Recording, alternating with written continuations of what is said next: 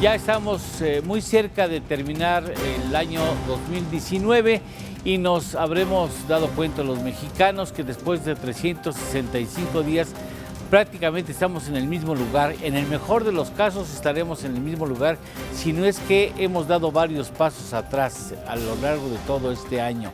Inconcebible. Criticábamos a la mediocridad de un crecimiento de 2% y ahora ni siquiera la mitad o una cuarta parte de ese crecimiento pudimos conocer. ¿Qué va a pasar en el 2020? ¿Vamos a salir de este estancamiento, de este retroceso económico o no? ¿Qué hay que hacer para salir de donde estamos atascados? De esto hablaremos hoy aquí a fondo. No se vaya.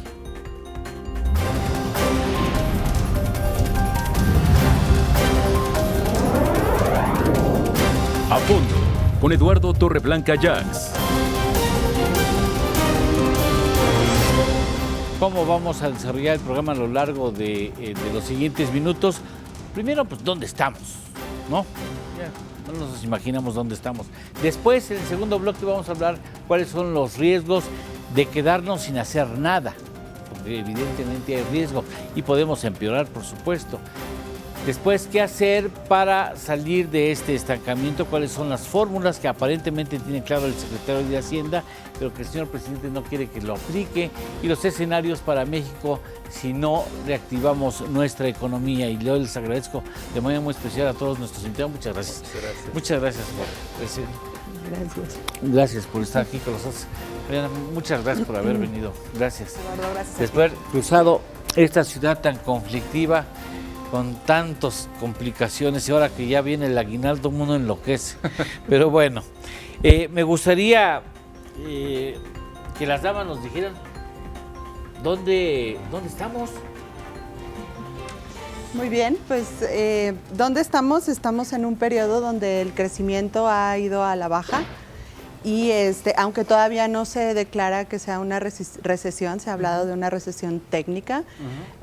Sin embargo, hay otros indicadores que dicen que podemos salir, ¿no?, de esta situación.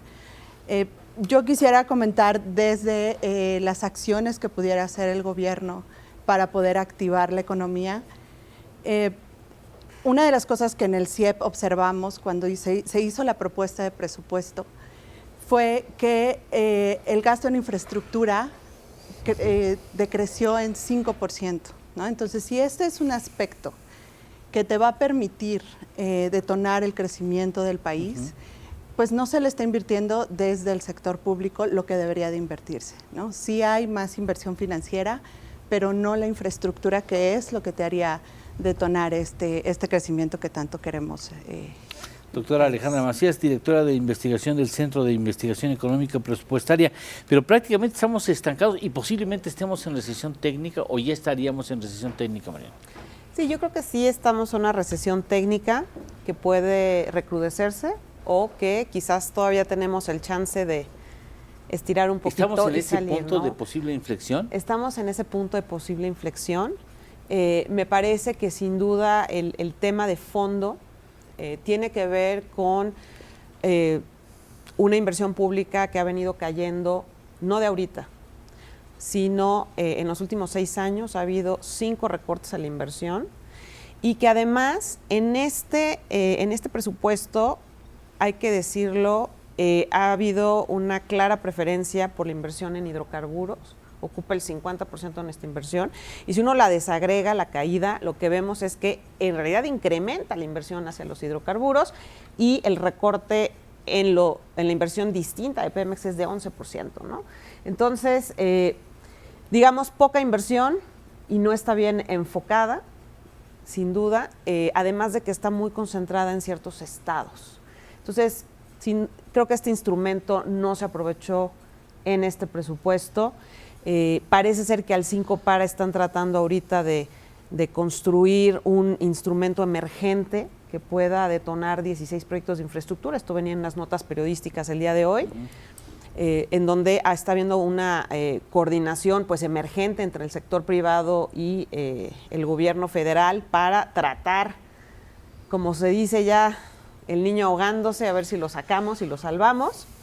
Pero pues está nuestro pecado original, nuestro sistema de inversión pública, el que hemos, un pseudosistema, la verdad, muy rudimentario, muy limitado, porque no parte de un sistema sólido de planeación de proyectos. Entonces, el día de hoy, pues está el dinero, pero ¿dónde lo ponemos si no tenemos proyectos preparados? Y pues los proyectos no se preparan de un día para otro, ¿no? ¿Te lo imaginabas hace un año? ¿Te imaginabas que iba a pasar?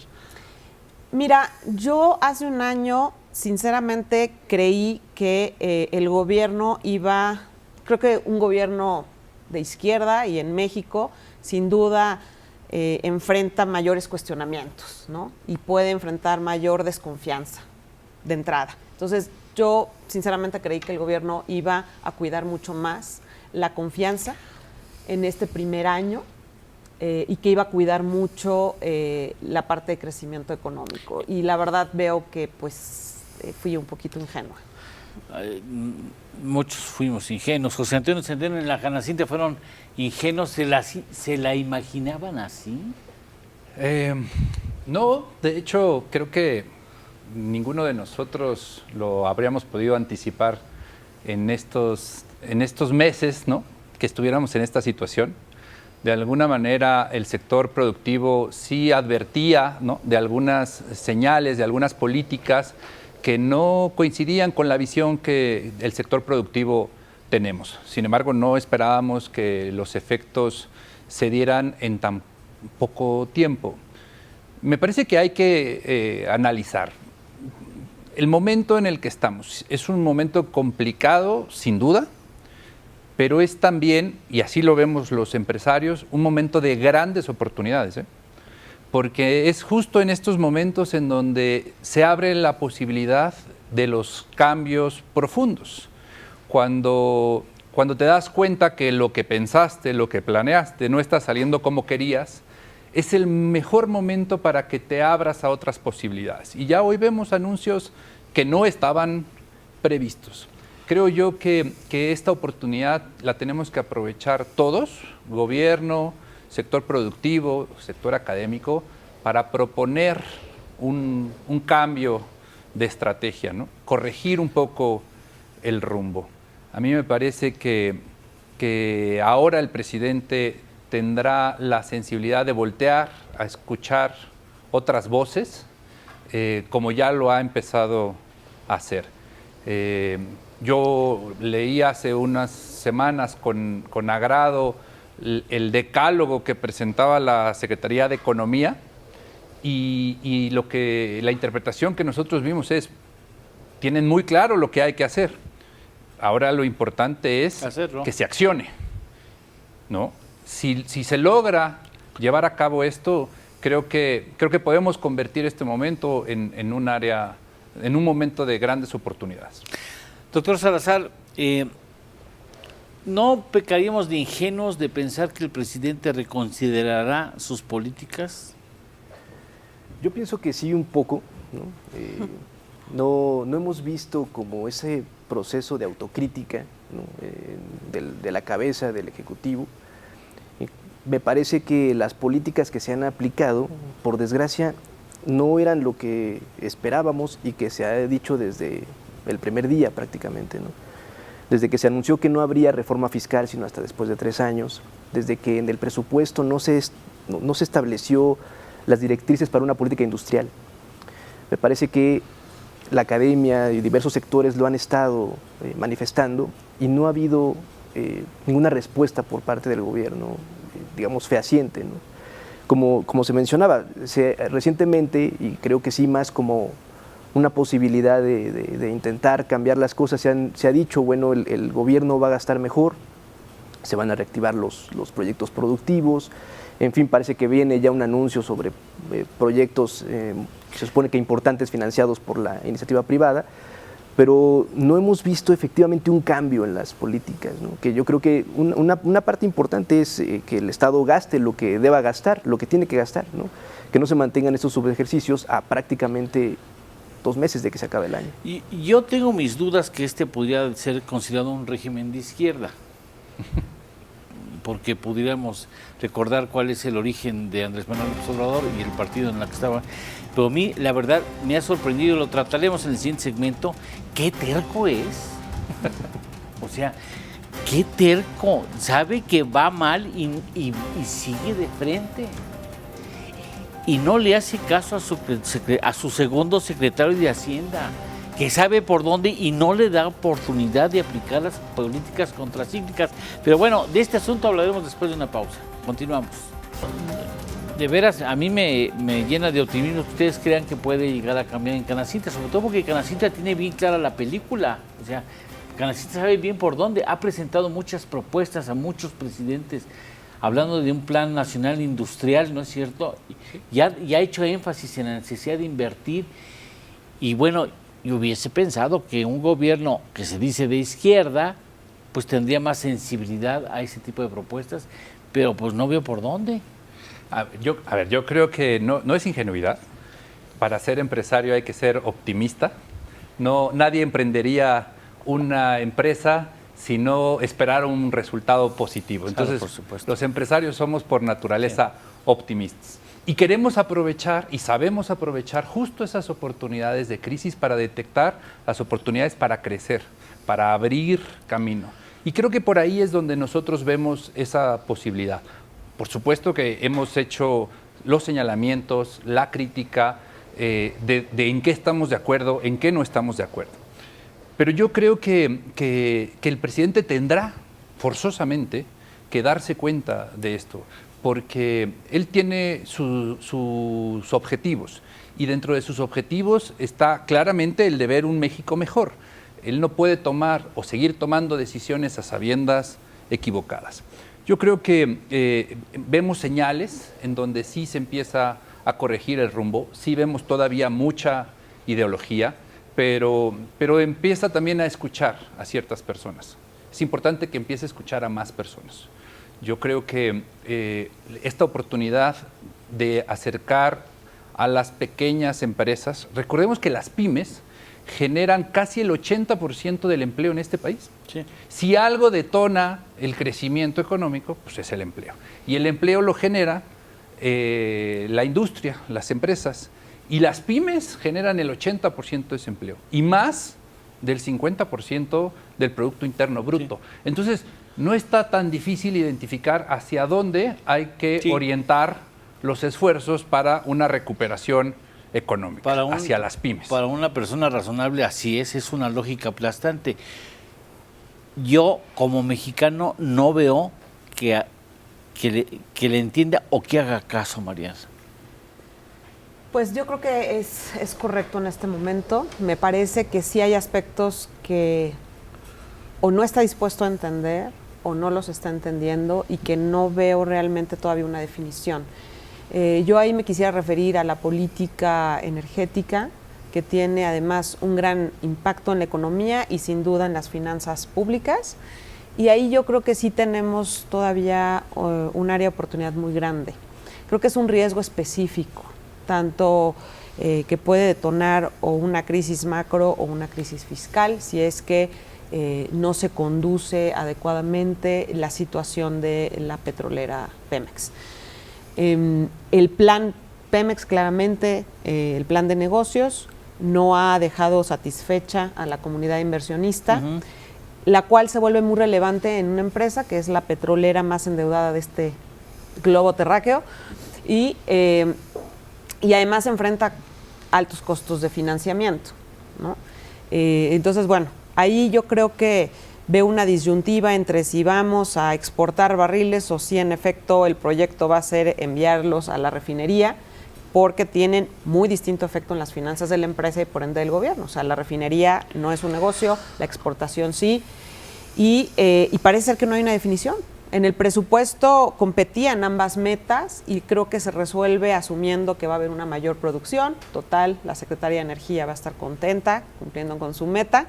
El secretario de Hacienda también, para que se exporte petróleo y eso nos dé ingresos, pero pues posiblemente no se va a producir ese nivel de producción y no hay una definición de qué va a pasar. Yo creo que ahí se escuchan historias muy distintas y quizás que que si sí se va a volver a permitir la inversión privada, ¿no? Y se van a desatorar las rondas o no. Creo que si vas a la Secretaría de Hacienda escuchas que sí, si vas a la Secretaría de Energía escuchas que no. Entonces ahí yo creo que sigue habiendo una gran incertidumbre. Doctora Macías, en un evento semiprivado, el secretario de Hacienda habló de las medidas contracíclicas y reconoció en un grupo muy selecto de asistentes que el señor presidente no lo dejaba trabajar las políticas contracíclicas. Bueno, yo creo que para poder hacer la política contracíclica necesitas tener un espacio fiscal que te permita tener los recursos para gastarlos en esa política, ¿no? En este momento el espacio fiscal es bastante reducido, ¿no? Hay demasiados compromisos que se tienen que cumplir, como las transferencias a los estados, el pago de pensiones, que es enorme, ¿no? Y bueno, las transferencias que se están haciendo a Pemex reducen todavía más el espacio fiscal. Entonces, me parece que ese no me han dejado no toquen mis programas prioritarios, no toquen estos compromisos que ya se tienen que hacer y pues entonces no hay de dónde tomar dinero para hacer política contracíclica. Entonces, si tú quieres gastar, si tú quieres invertir, necesitas hacer otro tipo de política, otro tipo de programas. A mí me viene a la cabeza y un poco lo que decía José Antonio, de las pymes, ¿no? Se habla de pymes como tal vez desde un sector medio para arriba, pero también todos estos programas de inclusión productiva para la población más vulnerable se están desmantelando completamente, ¿no? Los recortes que tienen son impresionantes y esa parte pues tal vez no representa el 40, 50, 60%, pero sí representaba una parte importante para una base de la sociedad. Licenciado Centeno, si no trabajamos, si no hay una reacción, si no hay un plan B, si no hay acción para sacar adelante de este parón a la economía, ¿qué riesgo corremos? Bueno, que se exacerbe la desaceleración, ¿no? Que entremos, ya no estemos discutiendo si hay una recesión, sino que efectivamente entremos. Llevamos ya algunos meses con una caída importante del indicador de inversión fija bruta, también en el indicador de consumo, o sea, la demanda está estancada, está en declive. Entonces, si no se toman las medidas adecuadas, el siguiente año puede ser muy complicado. Y entonces, tenemos un presupuesto que está estimando cierto crecimiento económico y que con base en ese crecimiento económico estima los ingresos del Estado. Si el crecimiento pasa como en este año, que no se llegó al que se estaba estimando, pues los ingresos bajan y entonces viene una serie de círculo, es un círculo vicioso en términos de que no hay demanda, pues la oferta no avanza, no hay inversión, en fin, o sea, estaríamos en una situación, me parece, muy peligrosa para las personas que finalmente van todos los días a trabajar, que quieren obtener un ingreso y que al final de cuentas la economía podría no dárselos, ¿no? Canacintra debe haber sido consultada. O sea, las cámaras son órganos de consulta. Así es. Y bueno, yo pienso que el presidente debe saber que Canacintra es una de las cámaras que ha articulado propuestas muy específicas en el campo del encadenamiento productivo, en el campo químico, en el campo de la soberanía nacional. ¿Les ha consultado o se ha acercado voluntariamente la Canacintra? Sí, señor presidente, nosotros creemos que No hemos sido consultados por la oficina de la presidencia, sí hemos tenido reuniones con la Secretaría de Economía, sí con la Secretaría de Hacienda, a quienes les hemos expuesto pues nuestras ideas, nuestras propuestas o nuestros comentarios con respecto a las de ellos. Además, articulados las propuestas con el Consejo Coordinador Empresarial, del que Canacintra forma parte, y hemos implementado, digamos, un canal abierto de comunicación con la presidencia, en donde siempre manifestamos qué es lo que desde el sector productivo nosotros creemos que va a funcionar y lo que no va a funcionar. Sí se les escucha. Sí se nos escucha, ¿no? Eso no quiere decir que se haga todo lo que nosotros, queremos, pero sí se escucha. Y tan se escucha que yo creo que sí ha venido habiendo un cambio, ¿no?, en el discurso. El presidente hoy por hoy tiene muy claro que para detonar el crecimiento se necesita inversión y que la inversión viene del sector privado, no del sector público. Si revisamos cifras los expertos son mis compañeros de mesa, pero debe de andar un 70-30 por ahí. Entonces, creo que hoy tiene muy claro el presidente. Las inversiones que requiere este país no van a salir del sector público, tienen que salir del sector privado. Y para que el sector privado invierta lo que se necesita en este país, se necesita, sobre todo, certeza, confianza, seguridad. Ahí es donde tienen que centrar los esfuerzos. En un minuto, ¿ha sido escuchado México Evalúa? ¿O se le atraviesa su ejercicio crítico? Bueno, hemos sido también escuchados por las instancias del Ejecutivo. En mi caso, en el programa de gasto, en Hacienda hemos tenido reuniones, también en el Congreso, tanto en el Senado como en la Cámara de Diputados, hemos tenido una apertura, cosa que la verdad no veíamos anteriormente, por ejemplo, en la Comisión de Presupuesto de la Cámara de Diputados, era prácticamente imposible en el pasado. Y el día de hoy el presidente de esta comisión, que es del partido Morena, Alfonso Ramírez Cuellar, nos recibe, nos escucha siempre, trabaja algunas de las propuestas que tenemos pues en México Evalúa y otros colegas, pero pues de eso a que cambie algo todavía no lo vemos. Con mucho respeto, por ejemplo, yo como comunicador y como pues inquieto en la cuestión de las pymes, yo no veo a la secretaria de Economía, por ejemplo, digo, ¿dónde está la secretaria de Economía? Yo veo un perfil muy bajo, muy intencionalmente bajo de algunos funcionarios que hoy podrían estar ejerciendo de manera muy enfática y con mucha energía ese liderazgo que hace falta en el país. Pero bueno, si les parece, vamos al siguiente bloque donde seguiremos abundando este tema. Bueno, es una gran pregunta. ¿Qué hacen ellos? Porque nosotros poco podemos hacer. Sí. O mucho podríamos hacer si fuéramos una sociedad organizada, mucho podríamos hacer, pero bueno, claro. De parte del gobierno federal, ¿qué se puede hacer? Bueno, yo creo que tendríamos que ser optimistas como Canacintra para ver si hay un poco más de flexibilidad más adelante y que los gobiernos, los programas prioritarios pudieran ser evaluados para ver si están teniendo los resultados que espera la administración tener, ¿no? Y si no los tiene, pues entonces poder reasignar ese gasto para otras cosas que pudieran reactivar a la economía. Como digo, ¿no? Tenemos que ser optimistas. Eres muy joven, doctora, pero los que peinamos canas, que no hay el caso ninguno más en esta mesa, recordábamos en la primaria que decíamos, voy derecho, no me quito, y si me pegan me desquito. Había un juego así, que imagino que lo jugó muchas veces Andrés Manuel y se quedó con la costumbre. Con esa idea. ¿Tú le ves sí. Con capacidad con voluntad de? No lo sé.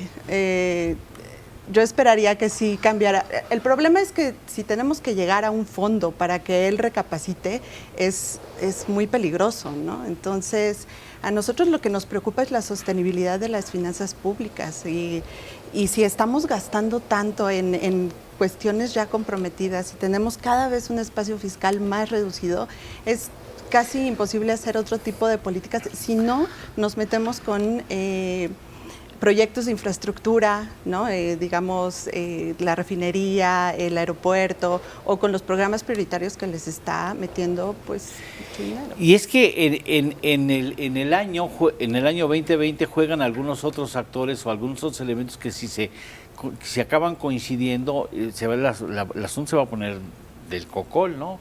Porque recesión internacional, recesión en Estados Unidos, quita definitiva en el grado de inversión de Pemex, reducción y quita del grado de inversión de la nación en su conjunto.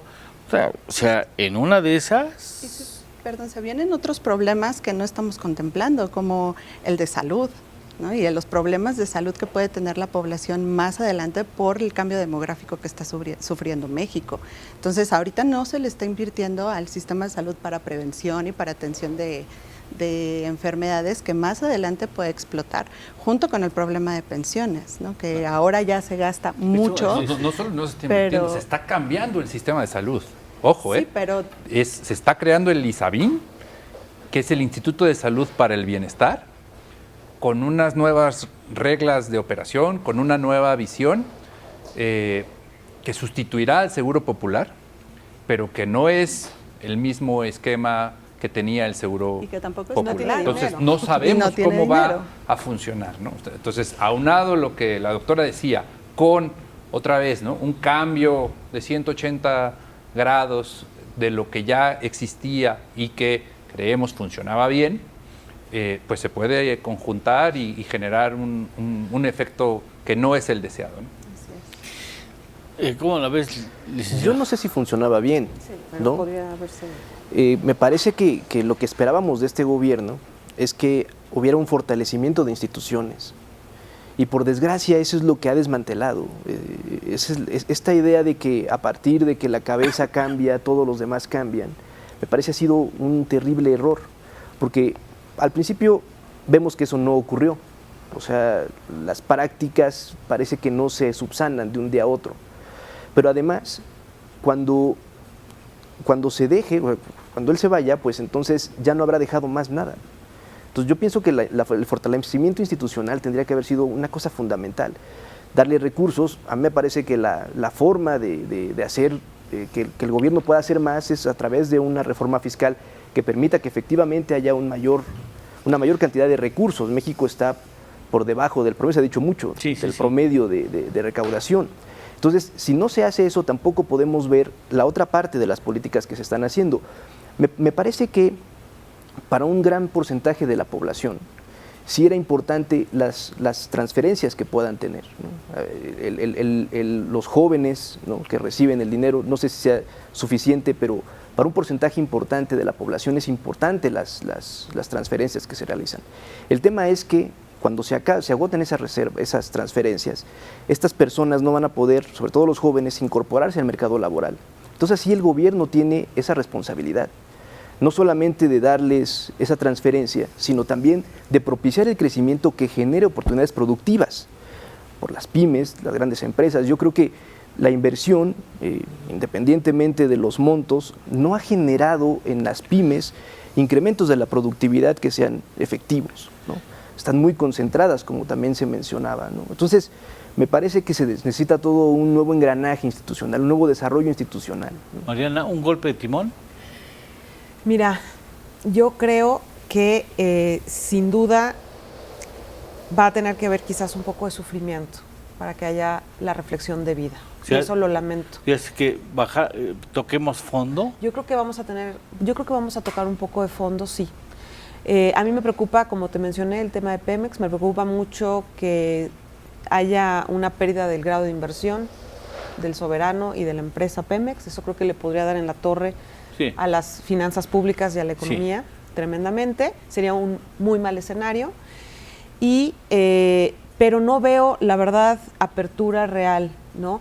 A mí me impresiona ver el presupuesto que la verdad creo que no está ni representando a Arturo Herrera, que es el secretario de Hacienda. O sea, es un secretario que, un ejemplo, él entiende perfectamente que una gran área de oportunidad de la economía mexicana es la baja participación de las mujeres en el mercado laboral. Se desmanteló el programa Estancias Infantiles, un programa que 90% de sus beneficiarios, en su mayoría son mujeres, habían mejorado su calidad de empleo con el programa.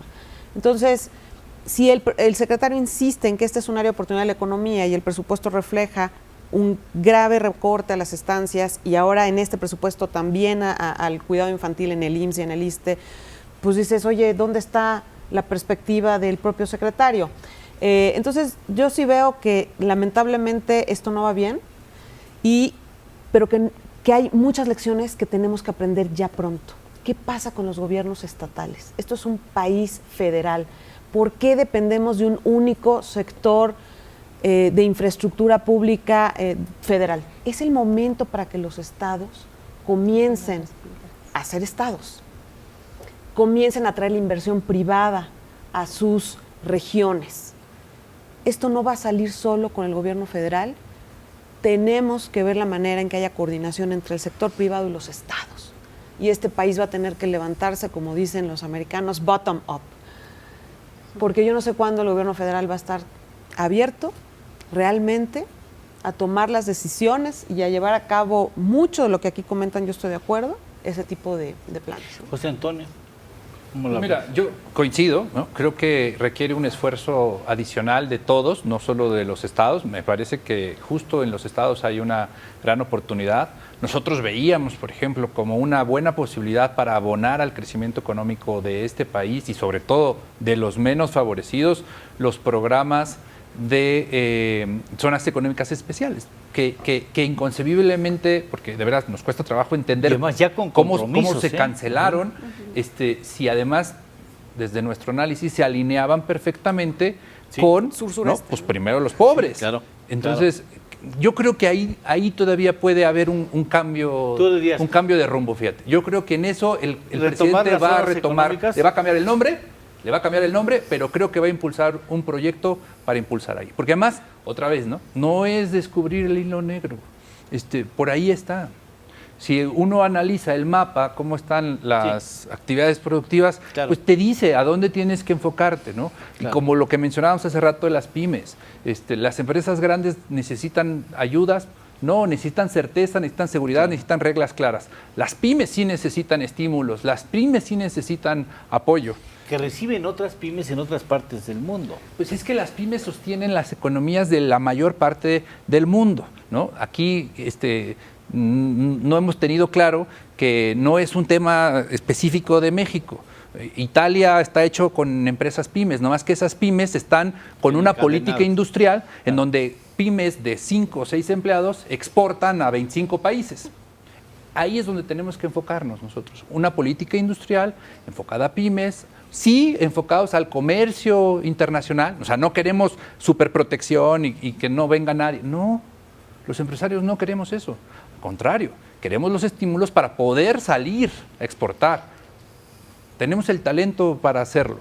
Y creo que por ahí es donde podemos tener la ruta del éxito. Una verdadera política industrial, ya no más aquella frase nefasta de la mejor política industrial es la no política industrial. Es la que no existe, claro. Serrapuche fue, ¿no? ¿Qué es Jaime Serrapuche? Qué lástima, por cierto, que el gobierno haya desmantelado su infraestructura de banca de desarrollo, pues, o sea, que son de las veces que tú dices, sí, no hay manera sin banca de desarrollo de... Pues, ¿cómo? O que hayas quitado la alternativa de los jóvenes emprendedores. Yo jamás hubiera pensado que un gobierno que se dice de izquierda o se cree de izquierda haya desmantelado la banca de desarrollo. Sí. Pues es inconcebible. Era la base más importante, La ¿no? estrategia de incorporar a todos al sector financiero era a través del teléfono celular, ¿no? Cuando en muchas comunidades, pues tal vez no lo tienen o no tienen acceso al internet, ¿no? Y es cierto, y es lo que les comentaba, o sea, todos los recortes que están teniendo los programas de proyectos de inclusión productiva y de inclusión financiera es muy grande, o sea, es una política a la que no le están poniendo atención. Bueno, vamos, sabemos que hay que hacer y que hay que hacer muchas cosas. Ya veremos si existe voluntad del gobierno, pero por lo pronto, en caso de que no haya un giro en algunas políticas públicas, ¿qué va a suceder? ¿Hacia dónde vamos a ir? ¿Qué podemos esperar del 2020? Sobre todo si se complican escenarios internacionales sobre los que no tenemos ningún tipo de posibilidad de influencia. De este asunto hablaremos un poco más adelante. Bueno. Hay alternativas, existen, ¿no? Existen. Sin duda. Existen. Bueno, ¿qué pasa si decimos voy derecho, no me quito y no cambio y no escucho pero no actúo? ¿Qué pasa si no tomamos hoy esas decisiones que pueden cambiar el rumbo de la economía estancada, Mariana? Bueno, yo veo un detonante muy específico y que vamos a caer en un círculo vicioso que acaba de describir César. ¿Qué sucede? Que si entramos en una recesión más profunda, vamos a estar en un círculo vicioso en donde va a haber menos inversión. Recordemos que sí importa el crecimiento económico para los ingresos públicos. Claro, por supuesto. Entonces vas a dejar de recaudar y vas a tener menos posibilidades de invertir en Pemex para que levante su producción. Vas a, entonces, por consecuencia, invertir menos. Eso va a seguir afectando el crecimiento y así va a continuar. Y bueno, la desconfianza en el sector inversionista no se diga. Un detonante muy específico, creo que sí puede ser, o sea que eso sí puede detonar una crisis, es una posible quiebra de Pemex o algo así, que pueda darse o por el lado fiscal, con una pérdida del grado de inversión. Sí lo veo como un movimiento muy grave. Y además, pues yo creo que si, no sé si sea un hecho, porque si hubiera una reflexión sobre ese plan de negocios en Pemex, si hubiera una reflexión sobre la visión para esta empresa y ese plan específico, en donde la empresa, imagínate, que se refinanciara su deuda a las tasas que tiene ahorita el gobierno porque el gobierno en ese momento accede a mejores tasas que Pemex. Entonces, si el gobierno toma esa deuda, se refinancia la empresa, le da oxígeno, entra en una reestructura la empresa, que sigue siendo enorme para el tamaño de su producción, se empieza a meter la inversión privada, ¿no? Se empiezan las rondas a fluir, se genera certidumbre para los privados. Yo creo que una actuación de este calibre ahorita yo creo que puede salvar el asunto. Pero, pues si no se hace, pues siento que ahí está como una piedra muy difícil de quitar de nuestro camino, y sí creo que nos puede meter en problemas fiscales y económicos graves. ¿Ustedes lo ven así? Evidentemente vemos también esos posibles riesgos. Creemos que si en efecto no se toman las decisiones adecuadas, se va a tocar fondo y muy profundo. O sea, ya no será un atascón, un atorón, sino ya podría ser una crisis económica. Sin duda, sin duda. Si no se actúa, si no haces nada, ¿no? Lo mencionaste hace rato. ¿Qué pasa si no hacemos nada? Si no hacemos nada, este país se hunde. Pero ninguno de nosotros lo va a permitir, ¿no? Creo que lo mencionabas tú hace rato, la sociedad civil juega un papel muy importante. Si bien no toma las decisiones públicas, sí acompaña las decisiones públicas, sí observa las decisiones públicas, y esta presión social bien dirigida, bien enfocada, puede generar estos cambios de timón hacia donde queremos. Creo que ahí los que estamos aquí tenemos esa responsabilidad de no dejar de señalar, de no dejar de decir lo que pensamos, ¿no? Porque creo que eso es lo que sí puede complicar mucho las cosas, que dejemos de voltear. Los que estamos aquí vamos a seguir, con un país mejor o con un país peor. Aquí vamos a seguir. Los empresarios de Canacintra tenemos nuestros patrimonios anclados en México, ¿no? No son los capitales que agarras y te llevas a otro país. Estamos aquí. Entonces tenemos que hacer que las cosas funcionen y tenemos que sumarnos con toda la sociedad civil y unirnos para señalar el camino de lo que sí puede funcionar. Yo creo que por ahí debemos de seguir. Canacintra podría jugar un papel muy, muy relevante en esa aglutinar las propuestas del sector privado. Pero bueno, no es el motivo que yo esté hablando, sino ¿cómo la ves, doctora? Bueno, yo creo que una de las consecuencias inmediatas de que no suceda algo, que no cambie algo, es que no van a poder sostener su promesa de deuda en 45% del PIB. ¿No? O sea, si ellos necesitan dinero para seguir gastando en su política pública y en Pemex, seguir rescatando a Pemex y no crecemos, pues lo más evidente o fácil va a ser que adquieran deuda. Y algunas de las proyecciones que tenemos en CIEP es que pudiera llegar al 49-50% de PIB, cuando traíamos 2 años que la deuda iba descendiendo, ¿no? E incluso para 2020 ya se observa un repunte de esa deuda, ¿no? César. Pues yo pienso que si la deuda se toma, pero se invierte de forma adecuada y nos permite crecer, a lo mejor no es tan mala idea tomarla, ¿no? Si, de hecho, como se mencionaba, esta 4T que dice el fin del neoliberalismo, pues se ha hablado mucho de que del fin del neoliberalismo no tiene mucho, ¿no? Se mantiene esta parte del Tratado de Libre Comercio con América del Norte, con su refinanciamiento, esta parte de las políticas públicas demasiado sanas, ¿no? Porque traemos un subejercicio importante con todo y que se echó a andar más el gasto en los últimos meses. Entonces, yo creo que sí es importante que para iniciar el año el secretario de Hacienda y su equipo gasten de la forma adecuada, o sea, no en, digamos, que sea un gasto productivo, independientemente de que sea en infraestructura, pero que pueda gastarse de forma adecuada desde el primer día, que el Estado de verdad asuma esa responsabilidad, porque gran parte de esta desaceleración se debe justamente a ese cómo se detuvo el gasto a principio de año. pero también no solo por el gasto en sí, sino por las expectativas que genera en el sector privado, ¿no? Si no se observa exactamente hasta dónde va el Estado, pues el sector privado no va tampoco a reaccionar ante eso. Entonces, me parece que la responsabilidad es por dos vías: por la de generar expectativas positivas para la economía y de establecer criterios específicos y fuertes del gasto público. Yo no sé si la iniciativa privada nacional esté tan dispuesta a volver a creer en cuando no tiene consistencia, pruebas contundentes de que van a ser cumplidas las promesas. ¿Cómo pesa el activo de la credibilidad, ¿no? La confianza? En la toma de decisiones, uno busca reducir los riesgos, ¿no? Y la certeza es lo que te ayuda a medir los riesgos. Cuando tú estás de alguna manera cierto de lo que puedes esperar, haces un plan de negocios y demás, y te apegas a él. Cuando las reglas te cambian, las reglas del juego te las cambian a cada rato, es donde uno dice, espérenme. Y es donde no se viene la toma de decisiones y es donde el país se paraliza. Porque no se dan las inversiones, no se dan los empleos, se baja el gasto otra vez, ¿no? El gasto privado. Coincide con que el gobierno también cierra la llave porque dice, no, vamos a revisarlo. Oye, pero es que tenemos... No, espérame, hasta que no revisemos. No, espérame. Y entonces se detuvo México. Eso fue lo que le pasó a la economía este año. Se detuvo México porque todo el mundo estaba esperando qué pasaba.